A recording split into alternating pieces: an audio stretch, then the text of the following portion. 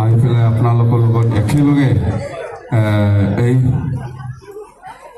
ফাংচনত থাকিবলৈ পাম। যে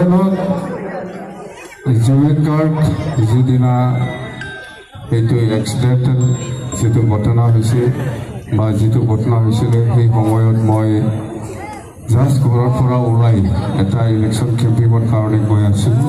তেতিয়াই মই ৰাস্তাত গম পাইছোঁ বহুতো পালোঁ। যেনে মই খুব দুখিত আৰু ভাল এজন মানে মোৰ বন্ধু বা ফ্ৰেণ্ড লাইফত গুচি গ'ল।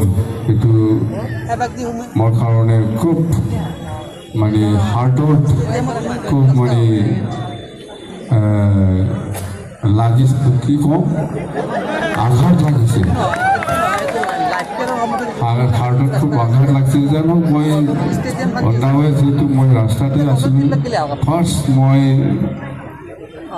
মিটিং কৰাৰ আগতে মই ইয়াৰ নামত 1 মিনিট কণ্ডলেঞ্চ কৰিছোঁ আমি।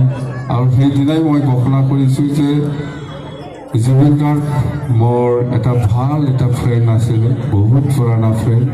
সেই হিচাপত মই জুবিন গাৰ্গক মই কেতিয়াও পাহৰিব নোৱাৰিম। এইকাৰণে মই যেতিয়া নেকি চৰকাৰ আহিব তেতিয়া মই জুবিন গাৰ্গৰ নামত ভাল এটা ষ্টেচু বনাই পেলাই ইয়াৰ মেমৰিয়েল পাৰ্ক বনাম বুলি মই সেইদিনা ঘোষণা কৰিছোঁ। তো ইয়াৰ লগে লগে সেইদিনা আমাৰ কাউন্সিলৰ এটা মিটিং হৈছিলে। সেই হিচাপত আমি ডিচিশ্যনো ল'লোঁ। আৰু কোকৰাঝাৰত আমাৰ মনালিছা শৰ্মা সাংবাদিক কৰি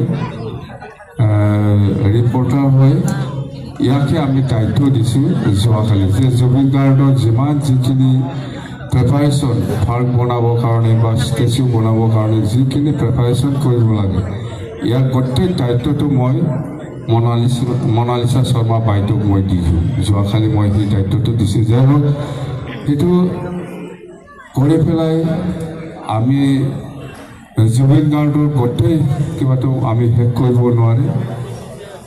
তো গোটেই অসমবাসী ৰাইজে জানে জুবিন গাৰ্গ কোন হয়।